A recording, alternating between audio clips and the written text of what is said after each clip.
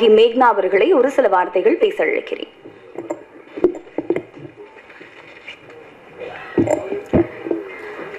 இங்க வந்திருக்கிற present media எல்லாருக்கும் ரொம்ப நன்றி. லைக் எனக்கு எப்போவுமே இந்த ஸ்டேஜ் ஃபியர் இருந்துக்கிட்டே இருக்கும், எத்தனை மூவி நம்ம ப்ரெஸ் மீட் பண்ணாலும். அண்ட் இன்னைக்கு இவ்வளோ லெஜெண்ட்ஸ் முன்னாடி வந்து பேசணும் போது கொஞ்சம் ஃபியர் அதிகமாகவே இருக்குது. ஸோ ஃபர்ஸ்ட் ஆஃப் ஆல் எனக்கு இந்த ஆப்பர்ச்சுனிட்டி கொடுத்த ஹோல் டீம், பனை மூவி டீம் எல்லாருக்கும் ரொம்ப ரொம்ப நன்றி. டைரக்டர்ஸ் ஆகட்டும், ப்ரொடியூசர்ஸ் எல்லாருக்குமே வந்து ரொம்ப ரொம்ப தேங்க்ஸ். பிகாஸ் இந்த மூவியில் எந்த ஒரு நம்ம மிஸ்டேக் பண்ணியிருந்தாலும் ஃபர்ஸ்ட் ஆஃப் ஆல் அவங்களுக்கு தேங்க்ஸ் சாரி சொல்லிக்கணும். நான் மட்டுமே இல்லை, அவங்களும் பண்ணியிருந்தாலும் சரி. பட் ஸ்டில் ரொம்ப ஹாப்பியாக இருக்குது. எனக்காக வந்து இந்த மூவியில் வந்து ஒரு பர்சனல் ஒரு சோலோ சாங் இருக்கிறது வந்து எனக்கு ரொம்ப ரொம்ப ஹாப்பியாக இருக்குது. அது வைரமுத்து சார் இந்த மாதிரி ஒரு லெஜண்ட் கிட்ட இருந்து எனக்குன்னு ஒரு சாங் க்ரியேட் பண்ணதுக்கு ஃபர்ஸ்ட் ஆஃப் ஆல் ரொம்ப ரொம்ப thank you so much sir for this giving me this opportunity and I am feeling really proud for this. And எல்லாருக்கும் என்டையர் டீம் ஆஃப் பனை எல்லாருக்குமே ரொம்ப ரொம்ப தேங்க்ஸ் அண்ட் ரொம்ப சப்போர்ட்டிங்காக இருந்தீங்க. லேடிஸ் எல்லாருக்குமே வந்து ரொம்ப ரொம்ப நன்றி. இங்கே வந்திருக்க எல்லாருக்குமே வந்து ரொம்ப தேங்க்ஸ். Thank you so much. படத்துல இவங்க சொன்ன திருஷ்டி எடுக்கிறேன் வா அப்படின்ற டைலாக பார்த்து சின்ன வயசுல நான் பயந்த ஞாபகம் இன்னும் எனக்கு இருக்கு. ஏகப்பட்ட படங்கள்ல இவங்க நெகட்டிவ் கேரக்டர்ல மிரட்டி இருந்தாலும் நிஜ வாழ்க்கையில ரொம்ப அன்பான சுபாவம் கொண்டவங்க. தமிழ் சினிமாவுக்கு கிடைச்ச ஒரு பொக்கிஷம். எஸ் திரை நட்சத்திரம் வடிவுக்கரசி அவர்களை பேச அழைக்கிறேன்.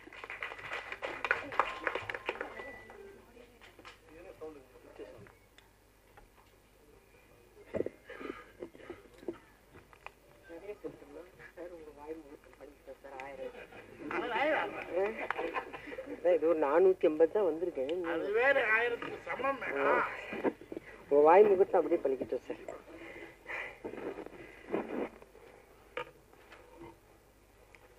இசை வெளியீட்டு விழாவுக்கு வந்திருக்கும் அனைத்து நல்ல உள்ளங்களுக்கும் என் அன்பார்ந்த வணக்கத்தையும் நன்றியும் தெரிவித்துக் கொள்கிறேன். இந்த விழாவிற்கு தலைமை தாங்க வந்திருக்கும் ஐயா வைரமுத்து அவர்களுக்கு என் வணக்கத்தை தெரிவித்துக் கொள்கிறேன். அவரே நிறைய நேஷ்னல் அவார்ட்ஸ் எல்லாம் வாங்கியிருக்காரு. அவர் இந்த ஃபங்க்ஷனுக்கு வந்திருக்காருன்னா கண்டிப்பாக இந்த படத்துக்கு நிறைய அவார்ட்ஸ் வரப்போகுதுன்னு. அதே மாதிரி பனையோட பயனை பற்றி சார் நிறைய சொன்னார். நிறைய சொல்லும் போது அதையே உன்னிப்பாக கவனிச்சிட்டு இருந்தேன். ஆனால் திடீர்னு 1000 படங்கள்ன்ட்டார். அவர் வாய் முகூர்த்தம் அப்படியே பலிக்கிட்டோம். 1000 படங்கள் நடிக்கலாம். என்ன மூர்த்தி சார்? ஓகே. இங்கே வந்திருக்கிறவங்க எல்லாருமே எனக்கு நிறைய தெரிஞ்சவங்க, கொஞ்சம் தெரியாதவங்க. பனையை பற்றி நான் சொல்கிறத விட ப்ரொடியூசர் சப்ஜெக்ட் எழுதி முதலே வந்து வரவேற்பு உரை சொல்லும் போதே சொல்லிட்டாரு. அடுத்து ஐயா ஸ்பீச் கொடுக்கும் போது அவரோட ஸ்பீச்சை நான் கேட்கணுங்கிறதுக்காக ரொம்ப ஆவலாக இருக்கிறேன். கேமராமேனோட ஒர்க் ரொம்ப அழகாக இருந்தது. ஏன்னா ட்ரெய்லரில் பார்க்கும் போதே அந்த பனைமரங்கள்லாம் இவ்வளோ இருந்ததா. நான் நடித்த பனைமரத்தில் அந்த நிழல் தான். நீங்கள் நினைக்கிற மாதிரி நாங்கள் கேரவன்லேயோ வேறு எங்கேயோ போயிடலாம் இல்லை. அந்த பனை மரத்தோட ஓலை இருக்கு இல்லையா, அது அடியில் தான் நின்றுருக்கணும். ரொம்ப சூடான இடத்துல ரொம்ப கஷ்டப்பட்டு நடித்தோம். அது வந்து ஹீரோயின் பாப்பா அழகாக இருக்குல்ல, நம்ம ஹீரோயின் ரொம்ப அழகாக இருக்கிறா. அந்த பாப்பா சொல்லலை, ஹீரோ சொல்ல மாட்டார். ஏன்னா அவங்க அப்பா தான் பார்ட்னர் இதில், அதனால் அவர் சொல்ல மாட்டார். ஆனால் நான் சொல்லியே ஆகணும் இல்லை. ரொம்ப கஷ்டப்பட்டு நடித்தோம். வெயில், தண்ணி தாகம், ரொம்ப சிரமத்தில் நடித்தோம். எங்களுடைய சிரமத்தெல்லாம் மேலே இருக்கிற பிரபஞ்சம் ஏற்றுக்குச்சுன்னா இந்த படத்துக்கு நிறைய அவார்ட்ஸ் வரணும். ரொம்ப சிரமப்பட, அதாவது அங்கே வேலை செய்கிறவங்களுடைய கஷ்டங்கள் என்னங்கிறத நாங்கள் அங்கே போய் வேலை செய்யும் போது தெரிஞ்சுக்கிட்டோம். அதுக்காக தான் அவர் சொன்னார், ஊடகங்கள்லாம் வந்திருக்கீங்க, நீங்கள் ப்ரொமோட் பண்ணாதான்.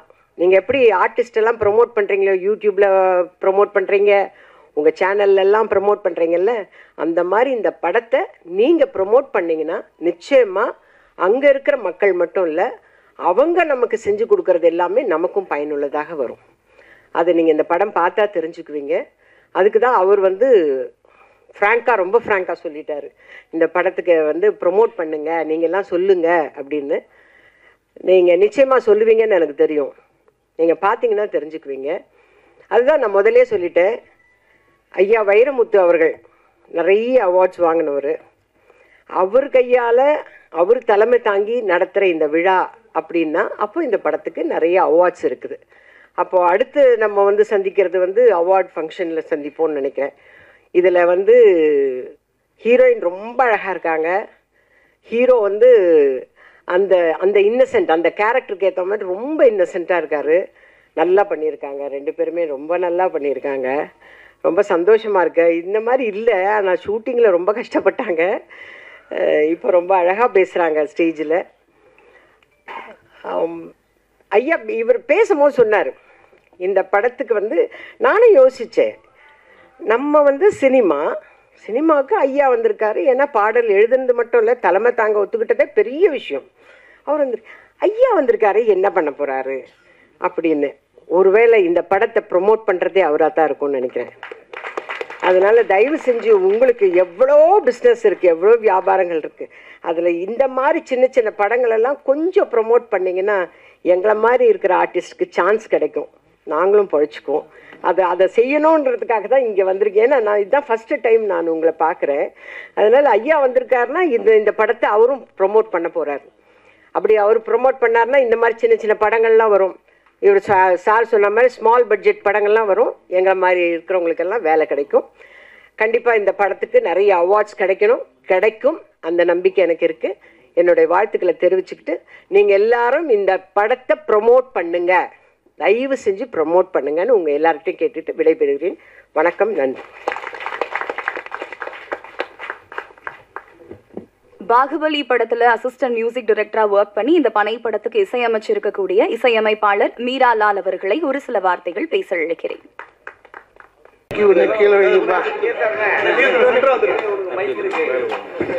தனி வாங்கி கொடுத்துட்டீங்க. முதல்ல ஊடக நண்பர்களுக்கு நன்றி. இன்னுமா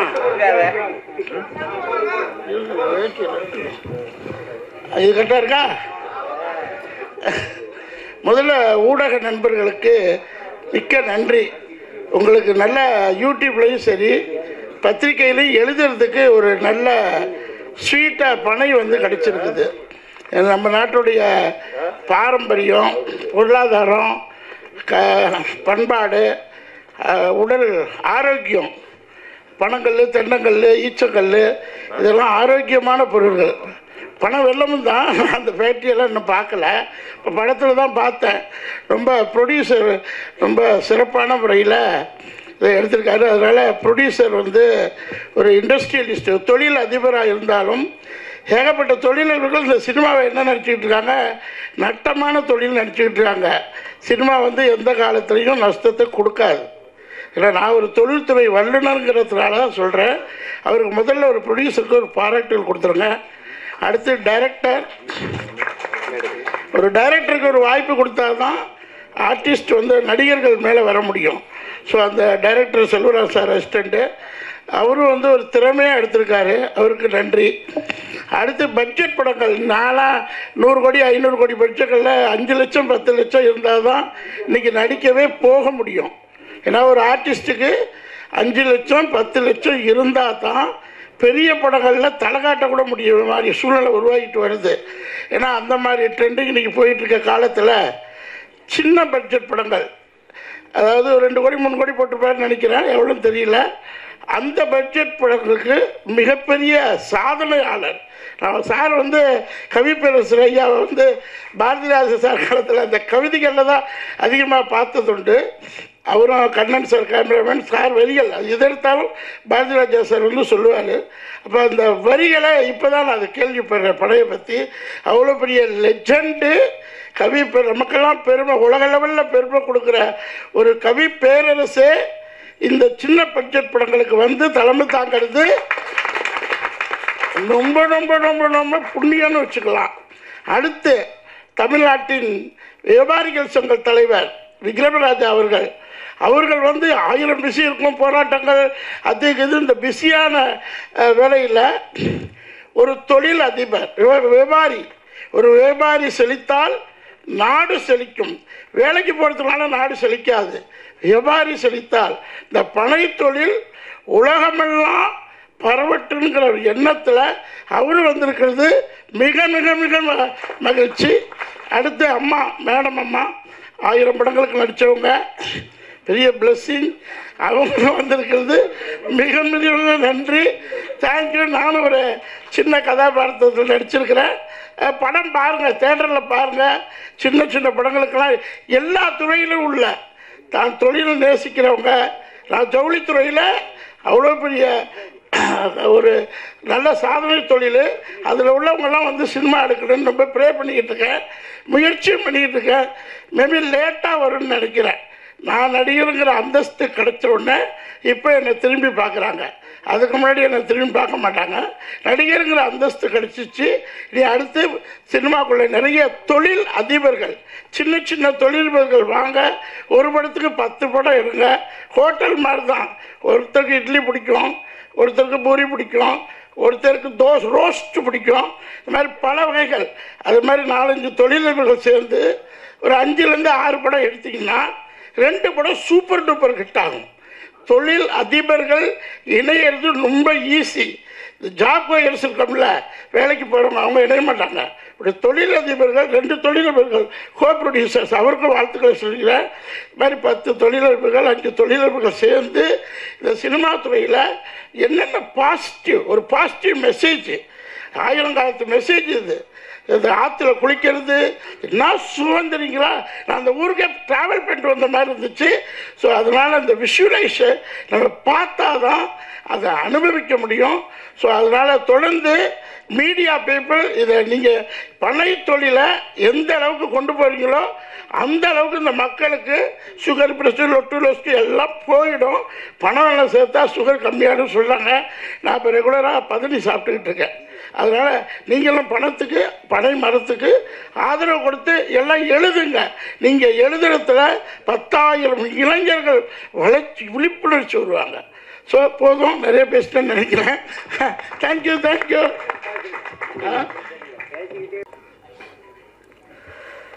அனைவருக்கும் வணக்கம். நான் இங்கே பேசுகிறதுக்காக நான் வரலை, கவி பேரரசோட பேச்சை கேட்குறதுக்காக நான் வந்திருக்கிறேன்.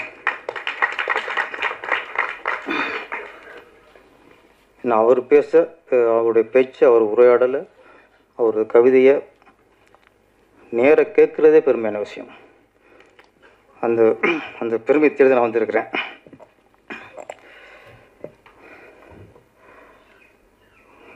கவி பேரரசு வைரமுத்து, இது வெறும் பேர் இல்லை, இது தமிழுக்கு கிடைத்த மிகப்பெரிய பெருமை. கவி பேரரசர் வந்து தமிழோட கௌரவம், தமிழுக்கு கிடைத்த தவ புதல்வன். அவர்கிட்ட உள்ள ஒரு சிறப்பு, நான் ஒரு விஷயத்தை நான் ஃபாலோ பண்ணுறேன், அதை கொஞ்சம் சொல்லிடணும். கோடிக்கணக்கில் ரசிகர்களை பெற்றுள்ள பெரிய நடிகர்கள், அவருக்கு சில ஓப்பனிங் சாங் இருக்கும், அறிமுக பாடல். அந்த அறிமுக பாடல் வந்து அந்த ஹீரோ சம்மந்தப்பட்ட நிகழ்ச்சிகளிலோ இல்லை அவருடைய பிறந்த நாள்களோ, கிராமங்கள் கூட அவர் பிறந்த நாளில் கொண்டாடப்படும். அப்படி எல்லா இடங்களிலும் அவர் படங்கள் இடம்பெற்ற டேட் பாடலாம் அவ்வளோ இருக்காது, அந்த அறிமுக பாடல் தான் இருக்கும். இப்போ உதாரணத்துக்கு சூப்பர் ஸ்டார் ரஜினிகாந்தோட அறிமுக பாடல்னால், இப்போ அண்ணாமலையில் வந்தேன்டா பால்காரன், பாட்ஷா ஆட்டோக்காரன்,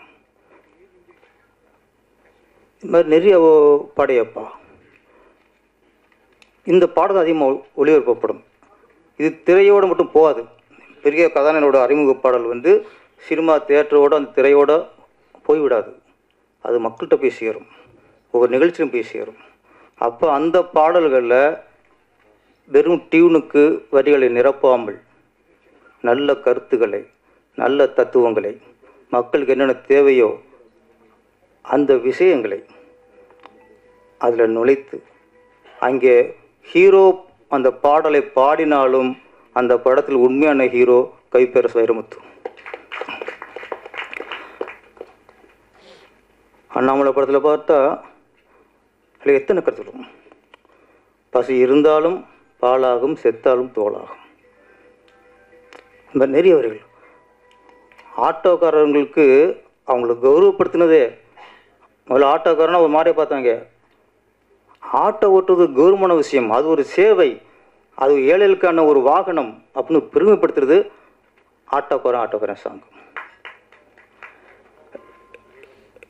இது நான் உன்னிப்பாக கவனிச்சுட்டு வந்தேன். அப்போ நான் இயக்கும் பொழுது நானும் சில உச்ச நட்சத்திரங்களை வைத்து படம் இயக்கினேன். திருப்பாச்சி, அதுலேயும் ஹீரோவுக்கு அறிமுக பாடல் நீ எந்த ஊரு நான் எந்த ஊரு, முகவரி தேவையில்லை. நான் முதல்ல கதை விஜய் சார்கிட்ட சொல்லும்போது அந்த பாடல் சிச்சுவேஷன் இல்லை. நான் பொதுவாக கதை சொன்னேன். அந்த படத்தில் விஜய் நடிக்க போகிறாரு அப்படின்னு தெரிஞ்சதுக்கப்புறம் தான் அவர் நிறைய ரசிகரை சம்பாதிச்சு வச்சுருக்கிற ஒரு கதாநாயகன். அப்புறம் தான் தோணுச்சு எனக்கு, இப்போ மிகப்பெரிய ஒரு ரஜினிக்கு ஈக்குவலாக உள்ள ஒரு கதாநாயகன். இதில் அவருக்கு அறிமுக பாடல் அண்ணாமலையில் ரஜினிக்கு அமைந்தது மாதிரி அண்ணாமலை படத்தில் கவிப்பேரரசு எழுதின மாதிரி ஒரு பாடலை அமைக்க வேண்டும் என்று எனக்கு உந்துல தந்தது வந்தேண்டா பால்காரன். அடுத்து சிவகாசி, வாடா வாடா தோளா வாழ்ந்து பார்ப்போம் வாடா. திருப்பதி வந்தால் திருப்போம், தீப்பறி போல இருப்போம், உனக்கு மேலே எனக்கு மேலே யாரு பாருடா, ஒன்றை என்ன வாழ வச்ச சாமி தானடா. இதெல்லாம் நான் எழுதுனதில்லை, என்னை எழுத தூண்டியது இந்த பேரரசு எழுத தூண்டியது கவி பேரரசு. நான் அவர்கிட்ட காப்பி அடிச்சு நான் ஒத்துக்கிறேன். இப்போ அதுக்காக காப்பி அடிச்சான்னு கேட்டுறாதீங்க. எது ஒரு இதை தப்பாக போயிருக்காங்க, டக்குன்னு ஏதோ ஒரு எனக்கு பணம் தான்றாங்க. இப்போது அது வேற ரொம்ப இருக்கு, உசாராக பேச வேண்டியிருக்கு. பாடல் ஒரு இசையமைப்பாளரின் டியூனுக்கு ஒரு பாடலாசிரியராய் பாடல் எழுதுவது வேறு, ஒரு இசையமைப்பாளரின் டியூனுக்கு ஒரு கவிஞனாய் அதில் கவிதையை நிரப்புவது வேறு. நிறைய இங்கே பாடலாசிரியர் இருக்காங்க, அவங்க டியூனுக்கு பாடலாசிரியராக பாடல் வரிகளை நிரப்புவாருங்க. கவி பேரரசு வைரமுத்து அவர்கள் மட்டும்தான் ஒவ்வொரு டியூன்லேயும் ஒரு கவிஞனாக கவிதையை நிரப்புவார். நிறைய வரிகள் சொன்னார் அரவிந்தரா சார், அத்தனை வரிகளும் பாடலா சார், கவிதை, அத்தனை வரும் கவிதை. உதாரணத்துக்கு ராஜபார்வையில் கமலஹாசன் அதில் பார்வையற்றவர், அந்த கேரக்டருக்கு உள்ளே புகுந்து ஒரு பார்வையற்றனோட சிச்சுவேஷன் அந்த பாடல் கேட்கும்போது நம்மளுக்கு வலிக்கும். அந்திமலை பொழிகிறது, ஒவ்வொரு துளியிலும் உண்முகம் தெரிகிறது. ஒரு பார்வையற்றவனுடைய பாயிண்ட் ஆஃப்ல ஒவ்வொரு துளியிலும் உண்முகம் தெரிகிறது. கண்ணுக்குள் முள்ளை வைத்தது யார் தீர்த்தது, தண்ணீரில் இருக்கும்போது வேர்க்கின்றது. இதுக்கு மேலே என்ன கவிதை வேண்டியிருக்கு? சினிமா பாடல், அது சினிமா பாடல் இல்லை, சினிமா கவிதை. கவி பேரரசு எழுதின ஒவ்வொன்றும் பாடல்கள் அல்ல, கவிதை கவிதை கவிதை. அதனால தான் அவர் கவி பேரரசு, நான் வெறும் பேரரசு.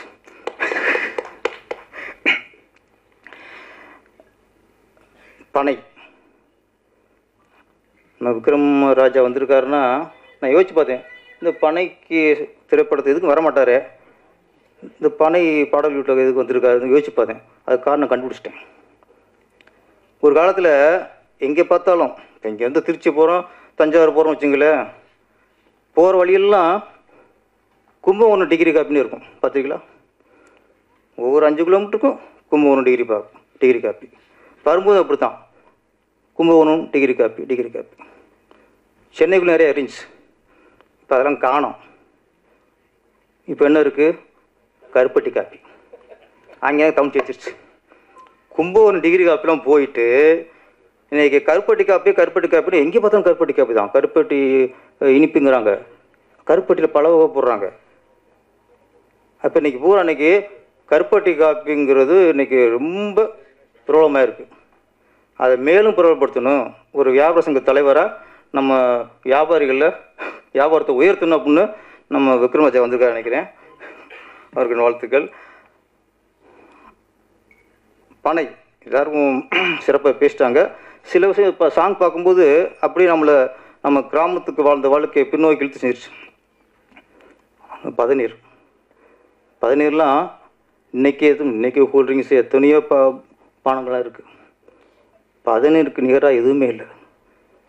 ஒரு வீட்டு வாசல்லையும் பதனி விற்கும்போது அந்த பனை ஓலையில் அந்த பதனியை ஊற்றுவான். அந்த பனை ஓலை வாசனத்தோடு அந்த பதனி கொடுப்போம் பாருங்க, அதுக்கு நிகர் உள்ள எந்த பணமும் இல்லைங்க. அந்த நுங்கு வண்டி இன்றைக்கி பைக்கில் போகலாம், சைக்கிளில் போகலாம், காரில் போகலாம், என்னெல்லாம் போகலாம். அந்த நுங்கு வண்டியை ஊற்றிட்டு தெரிஞ்ச முடியாத காலகட்டம் அதுதாங்க உண்மை சந்தோஷமான காலகட்டம். அதுதான் வண்டி. அந்த வண்டி ஓட்டுற போது இன்றைக்கி எந்த கார் ஓட்டினாலும் சந்தோஷம் வரமாட்டேங்குது. பனைமரம் இளவட்ட கல்லும்பாங்க ஊரில். அது ஒரு இளமையான வயசில் அதை தூக்குறதுக்கு முயற்சி பண்ணுவாங்க. சிலர் தூக்குவாங்க. முதல் முறையில் சிவாஜி தூக்குறதை பார்த்துருப்போம். ஆனால் கிராமங்களில் பனைமரம் ஏறுவது இளைஞருக்கான ஒரு வெற்றியாக இருக்கும். அது ஒரு பெருமையாக இருக்கும். பனைமரம் அது வேறு. நான்லாம் ஏறியிருக்கேன். நெஞ்சை வச்சு ஏறுறது. அதுக்கப்புறம் சொல்லுவாங்க அந்த கொண்டக்கட்டை தாண்டதும்பாங்க. பனைமரத்துக்கு போயிட்டு அந்த இலைக்கு நடுவில் மேலே உட்காரணும். அதுதான் முழுசாக ஏறணும். ஏறி உட்காந்து தான் இதெல்லாம் வெட்டி கீழே சாய்க்க முடியும். நான் அவருடைய ஏறி மேலே உட்காந்துட்டேன். ஹைட்டு அப்படியே அடுத்து கீழே பார்க்குறேன். பனைமரம் ஒடிஞ்சிடுமோன்னு தோணுது எனக்கு. ஆனால் தெரியாதனமா ஏறிட்டோமோ அப்படின்ட்டு மயக்கம் வர வருது. அப்புறம் இன்னும் உஷாராயிட்டேன். கீழேயே பார்க்கக்கூடாது. நுங்கு வேணாம் ஒன்று வேணாம் அப்படின்ட்டு அப்படியே மேலே வானத்தை பார்த்துட்டே கீழே இறங்கினேன். ஏன்னா அவ்வளோ பனைமரம் ஏறுறது அது ஒரு கவர்மெண்ட் நினைக்கிறது. அப்புறம் இன்னொரு இந்த பனை ஓலைக்கு அது ஒரு அதிசயம் இருக்குப்பா. கவிப்பேரசு அவர்கள் ஜீன்ஸ் படத்தில் அதிசயத்தை பற்றி நிறைய இருந்தாங்க. ஒவ்வொரு அதிசயமாக இருந்தாங்க. எல்லாத்தையும் விட ஒரு அதிசயம் என்னென்னா பனை ஓலை தான். இந்த பனை ஓலையில் செய்த வீடு மேலே மண் சுவரில் பனை ஓலை இருக்கும். பனை ஓலையில் கூரை போட்டிருப்பாங்க. என்ன அதிசயம்னா வெயில் காலத்தில் அந்த வீட்டுக்குள்ளே படுத்தா அந்த பனை ஓலை வந்து குளிர்ச்சி தரும். வெக்கம் இருக்காது, வேர்க்காது. இன்றைக்கி இப்போ இந்த என்னதான் வசதியாக வீடு கட்டினாலும் வெயில் அதில் நொந்து சுண்ணாம போயிடுது. ஏசிலாம் இன்றைக்கி மனசு இருக்க முடியாது. கூரை வீட்டுக்கு ஏசி பனை ஓலை. சரி, ஓகே. வெயில் காலத்துலாம் அப்படி இருக்குது. அப்போ மழை காலத்தில் இன்னும் குளிருமே? அதான் இல்லை. மழை காலத்தில் ஹீட்டை தரும், வெப்பத்தை கீழே இறக்கும், குளிராது. இப்போ நம்ம யூஸ் பண்ணுற ஏசிலாம் ஒன்லி கூலிங்கை மட்டும்தான் தரும். பனை ஓலை தான் வெப்பத்தையும் தரும், குளிர்ச்சியும் தரும். இது உலக அதிசயத்தனை. அந்த அதிசயத்தை தாங்கினதான் பனைமரம். பாடல் கவிப்பேரசு இந்த பனையை பற்றி எழுந்த பாடலில் சில வரியை படிக்கும்போது பகிர்ந்துச்சு. பனைமரம் இல்லை என்றால் பறவை எங்கே போயிருக்கும். அடுத்த வரி, பனை ஓலை இல்லை என்றால் தமிழ் அழிந்து போயிருக்கும். என்னங்க அப்போ பனை ஓலை இல்லைன்னா ஊவே சாமிநாதையர் எதை பதிவிச்சிருப்பா, எதை தமிழை புதுப்பிச்சிருப்பாரு, அழிஞ்சு போயிருக்கும். சிலப்பதிகாரம் இருந்திருக்காது, திருவாசகம் இருந்திருக்காது, திருக்குறளும் இருந்திருக்காது, தமிழின் அடையாளமே இருந்திருக்காது. அதை காப்பாற்றியது பனை ஓலை. இதை விட சிறப்பு பனைமரத்துக்கு எதுவுமே இருக்க முடியாது. இன்னைக்கு திருவள்ளுவருக்கு சிலர் வெள்ளாடை பூணிக்கலாம், சிலர் காவி ஆடையை உடுத்தலாம், சிலர் இருக்காங்க கருப்பு ஆடையும் அணிவிக்கலாம். நீங்கள் எந்த ஆடையெல்லாம் அணிவிச்சுங்க, திருவள்ளுவர் கையில் இருக்கிற பனை மொழி யார் அழிப்பீங்க? அது தமிழ். யாது நீங்கள் திருவள்ளுவர் கலரை மாற்றலாம், அவர் கையில் இருக்க பனை உடைய மாற்றவே முடியாது. அது தமிழின் அடையாளம். இவ்வளோ சிறப்பு இருக்குது திருவள்ளுவர். இன்னைக்கு திருவள்ளுவர் அவர் திருநீர் அழிஞ்சிருக்காரா, அந்த ட்ரெஸ்ஸு போட்டிருக்காரா, எந்த ட்ரெஸ்ஸு போட்டிருக்காரா, அதெல்லாம் இல்லை. எங்கள் திருவள்ளுவர் பண ஒளியை தாங்கியிருக்கிறார், தமிழை தாங்கியிருக்கிறார். அந்த சிறப்பு என்றும் எங்கள் தமிழுக்கு இருக்கு. இவ்வளவு சிறப்பு, இது எல்லாத்தோட சிறப்பு இந்த படத்துக்கு கவிப்பேரரசு பாடல்களிலிருந்து அதை விட சிறப்பு இந்த நிகழ்ச்சிக்கு. அது வந்து பொறுமையாக சொற்க பேசுனதெல்லாம் தாங்கிக்கிட்டு, நான் பேசுனதெல்லாம் அதோட நான் பேசுனதெல்லாம் தாங்கிட்டு, அந்த பொறுமை இருக்கார்ல, அவர் பொறுமை பேரரசு. ஓகே, இந்த படம் மிகப்பெரிய வெற்றியடைய என்னுடைய வாழ்த்துக்கள். நன்றி, வணக்கம்.